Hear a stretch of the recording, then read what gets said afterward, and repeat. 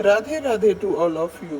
आज आकाश और आरती दोनों ही बहुत खुश थे, क्योंकि दोनों की खुशी का कारण उसके पेट में आकाश का बच्चा जन्म लेने के लिए कुछ ही दिनों में एक नई दुनिया में आने वाला था। और आज ही के दिन आकाश और आरती 1 साल पहले एक हुए थे। आकाश और आरती एक बगीचे में बैठे हुए थे।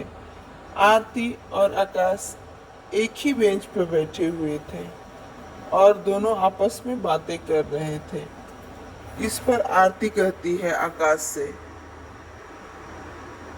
आरती, आकाश, मैं तुम्हारी गोद में रखकर अपने सिर को लेट जाऊं? आकाश कहता है, हाँ क्यों नहीं।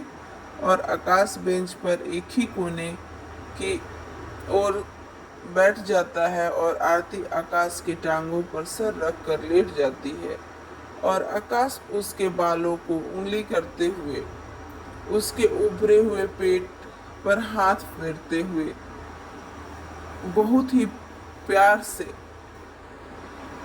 मुस्कुराता है। हंसते हुए पूछती है, तुमको क्या चाहिए, बेटा या बेटी?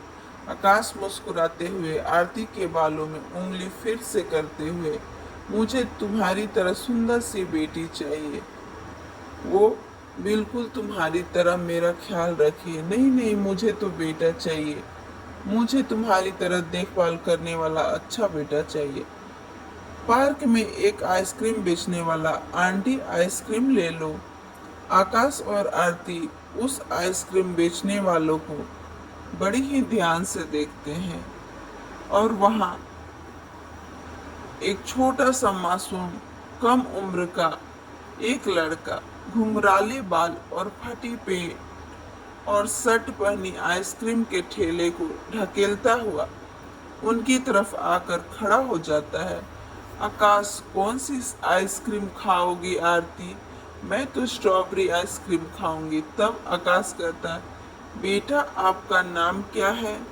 वह उस आइसक्रीम वाले से पूछता है, मेरा नाम अमन है, कोई बुलाता है, कुछ लोग मुझे छोटू भी कहते हैं। कोई बात नहीं अमन, 2 स्ट्रॉबेरी आइसक्रीम दे दो। ठेले में से 2 आइसक्रीम स्ट्रॉबेरी निकाल देता है और आकाश उसे उस 2 आइसक्रीम के बदले 100 रुपया का नोट अमन के हाथ में थमा देता है।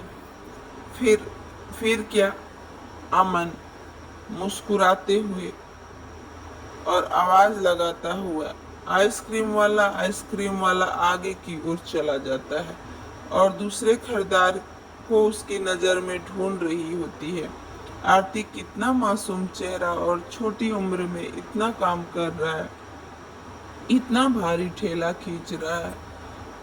ये सारी बातें आरती आकाश को बतलाते हुए, आकाश, हर इंसान का अपना भाग्य कुदरत के रंग होते हैं। यह एक सच ही, जीवन में किस पल क्या होना हम तो तय नहीं करते। वो ऊपर बैठा नीली छतरी वाले सबका भाग्य तय करते और फिर आरती और आकाश आइसक्रीम की चुस्की लेने लगते और आरती उठकर बैठ जाती। आकाश, जरा ध्यान से उठना। हाँ हाँ बाबा, मैं जानती हूँ कि मैं एक नहीं 2 जान हूँ। पार्क में ठंडी हवा चल रही होती है और आकाश आरती आइसक्रीम बड़े ही प्यार से खा रहे होते हैं, पूरा मजा ले रहे हैं। आकाश और आरती दोनों उठकर अपने घर की ओर चलने लगते हैं। आकाश, आज तुम खाना क्या बना रही हो? आरती कहती है, यह तो घर पहुंचकर फैसला लूंगी कि घर में मुझे क्या बनाना है। आकाश कहता है, अगर तुम्हें ज्यादा कोई परेशानी हो तो मैं होटल से खाना को ले आऊंगा। इस पर आरती कहती है, इसकी क्या जरूरत है। तभी दोनों घर को पहुंच जाते हैं। आरती, नहीं नहीं, अभी ऐसी कोई जरूरत नहीं है, मैं ठीक हूँ। और आरती और आकाश घर पहुंचकर आकाश फ्रेश होने चला जाता है। आरती किचन में जाती है और चावल की बिरयानी बनाने के लिए तैयारी करती है।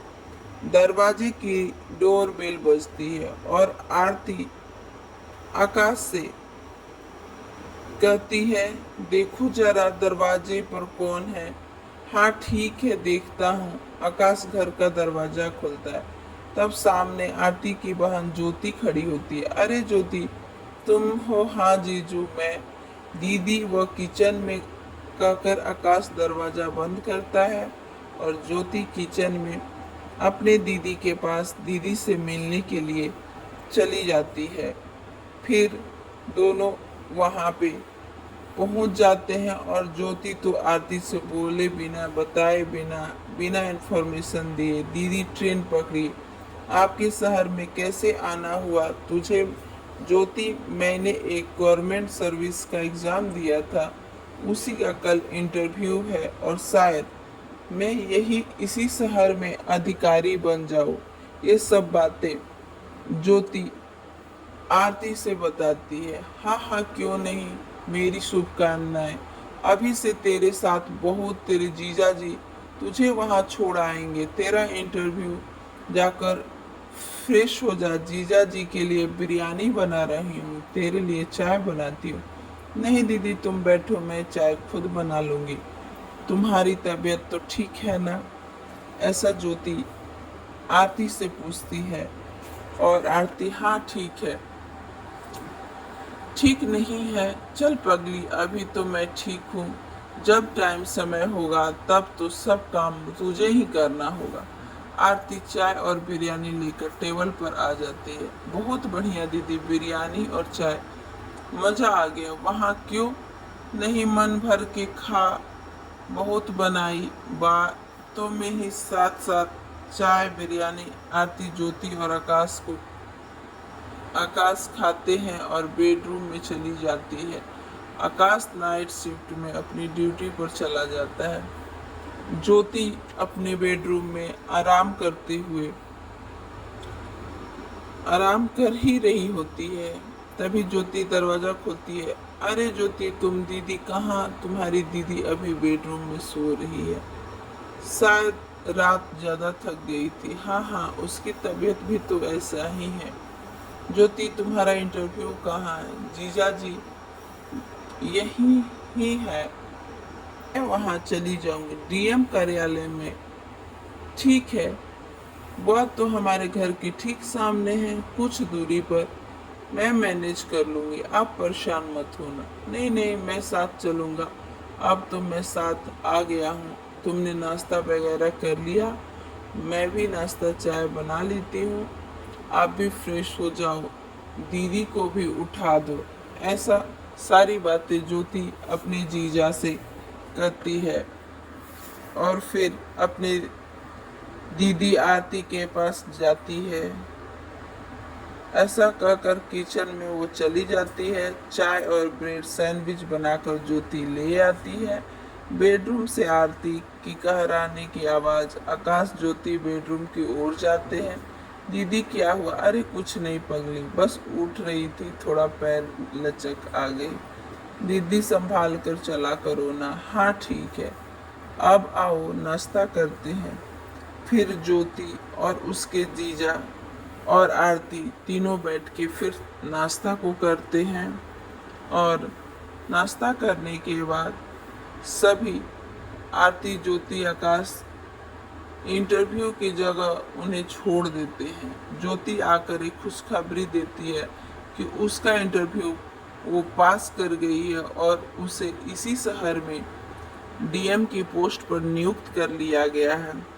इस खुशखबरी को सुनकर आरती और उसके जीजा बहुत खुश हो जाते हैं।